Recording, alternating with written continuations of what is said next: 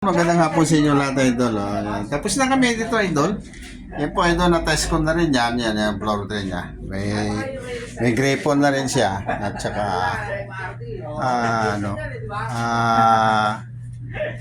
shower. Yan, idol, oh.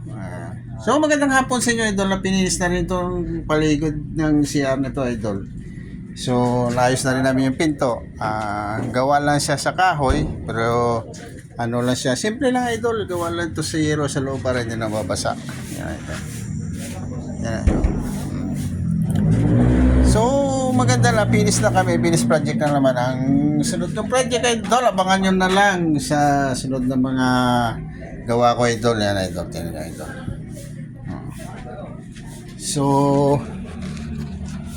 6 days lang namin ginawa, idol, tapos kasama na ang hukay sa nagbuo nito, idol, yung CR na yan. Hindi pa na finishing yung labas, sunod na raw.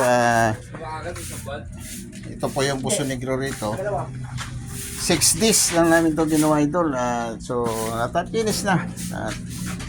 So, magandang hapon sa inyo lahat nyo, idol. So, ito sa mga followers ko dyan at sa mga ano kayo ito. So, magandang hapon sa inyo lahat at mag-ingat kayo, idol, So, finish project na nga. Baka nyo lang ulit sunod na project ko, idol, para so bukas may trabaho pa ako. Baka nasa Cavite na naman ako, idol. May gagawin ako doon. One day lang siguro yun, mga bro, kita yun na rin sa vlog ko dyan. Diba vlog ko na, idol. So, hanggang dito nilang magandang hapon sa inyo. God bless.